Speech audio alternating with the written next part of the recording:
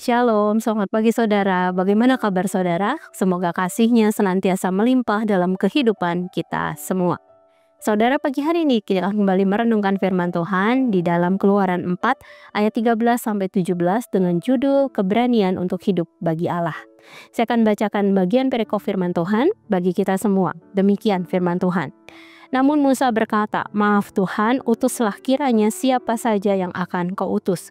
Lalu murka Tuhan menyala-nyala terhadap Musa dan ia berfirman, "Bukankah ada abangmu Harun orang Lewi itu? Aku tahu bahwa ia pandai bicara. Lagi pula ia telah berangkat menjumpai engkau, dan apabila ia melihat engkau, hatinya akan bersuka cita. Engkau harus berbicara kepadanya dan menaruh perkataan itu ke dalam mulutnya. Aku akan menolong lidahmu dan lidahnya berbicara. Aku akan mengajarkan apa yang harus kamu lakukan. Ia harus berbicara bagimu kepada bangsa itu. Dengan demikian ia akan menjadi penyambung lidahmu dan engkau akan menjadi seperti Allah baginya. Bawalah tongkat ini di tanganmu yang akan kau pakai untuk membuat tanda-tanda mukjizat." Saudara, dalam ayat 13-17 yang baru saja kita baca, kita kembali melihat untuk kelima kalinya Musa menolak panggilan Tuhan. Bahkan dia memohon kepada Allah agar mengutus orang lain saja untuk menyelamatkan bangsa Israel. Allah merespons Musa dengan murka dan mengizinkannya untuk menghadap Firaun bersama dengan Harun, kakaknya. Allah mengizinkan Harun ikut dengan Musa sebab Harun memiliki keterampilan dalam berbicara, sehingga Harun akan menyampaikan pesan Allah sedangkan Musa akan mendemonstrasikan kuasa Allah melalui tongkatnya. Hal ini dapat kita perhatikan di dalam ayat 15-17. Dengan demikian berakhirlah percakapan panjang antara Allah dan Musa berkaitan dengan penolakan demi penolakan yang dilakukan oleh Musa terhadap panggilan Allah.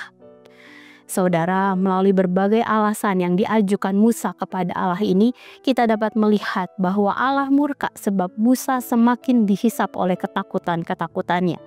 Selain itu, kita juga dapat melihat ada dua perbedaan antara Allah dengan Musa. Jika Allah berfokus pada penyelamatan umatnya, termasuk melepaskan Musa dari jerat ketakutan-ketakutannya, sehingga Allah terus-menerus bersabar terhadap ketidakpercayaan Musa sendiri dia hanya berfokus pada ketakutan-ketakutan dalam dirinya, sehingga semakin menimbulkan ilusi tentang kelemahan-kelemahannya. Saudara, kedua perbedaan ini menunjukkan bahwa meskipun seringkali Musa tidak percaya kepada Allah, namun Allah senantiasa bersabar.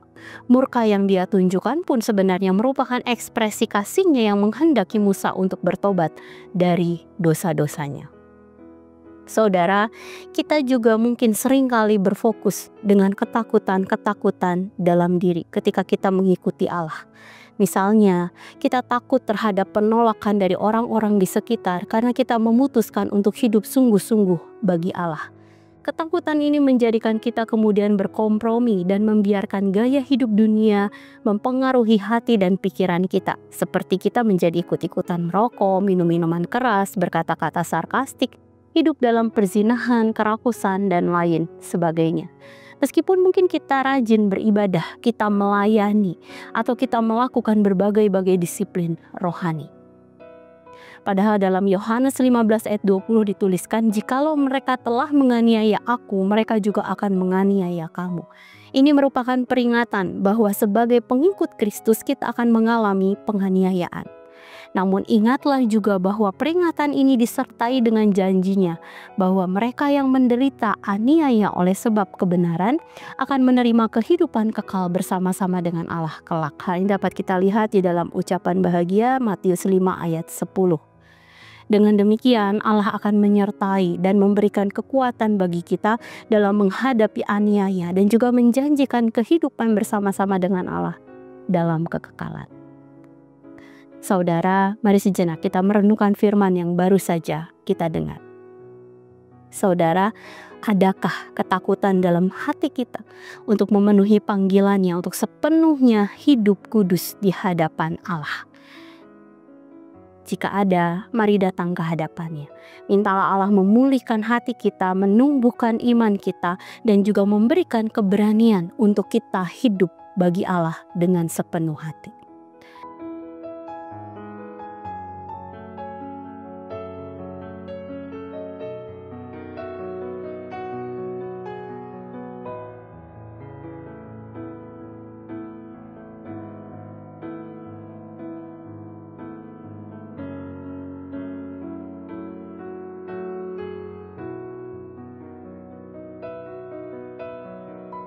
Demikian firman Tuhan hari ini.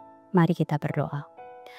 Tuhan, kami sungguh mengucap syukur, kami berterima kasih untuk firman-Mu yang memperingatkan setiap kami Tuhan. Ada kalanya kami terlalu terhisap dengan ketakutan kami. Sebagai contoh mungkin kami takut Tuhan disebut orang yang kuno, orang yang apapun sebutan dunia bagi orang yang sungguh-sungguh ikut Kristus Tuhan. Sehingga kami dengan rela hati kami melepaskan kehidupan hawa nafsu dan lain sebagainya Tuhan. Mungkin kami takut Tuhan untuk kami hidup sungguh-sungguh Tuhan. Mari berikan kepada kami keberanian. Berikan kepada kami kekuatan, iman Tuhan. Untuk kami tetap hidup bagi Allah Tuhan. Untuk kami berani berkata tidak terhadap setiap godaan, setiap dosa Tuhan. Sehingga sepenuhnya hidup kami bisa sungguh-sungguh untuk Allah. Kami bersyukur Tuhan. Kisah Musa ini kembali mengingatkan kami bahwa kami punya Allah yang senantiasa dapat kami andalkan dalam hidup kami Tuhan. Ketika kami takut, ketika kami tidak berani menghadapi godaan, tantangan Tuhan, kami memiliki Engkau yang akan menguatkan setiap kami. Dan ini membuat kami semakin yakin bahwa kami tidak berjalan sendiri dalam pertumbuhan iman kami ini Tuhan. Kami punya Engkau yang akan senantiasa menguduskan kami Tuhan dan menyucikan kami Tuhan. Terima kasih Tuhan. Dan hari ini juga kami percaya Allah yang akan menolong kami di dalam setiap hal yang kami kerjakan.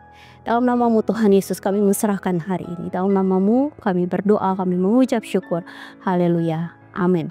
Selamat pagi saudara, selamat beraktivitas. Tuhan Yesus memberkati.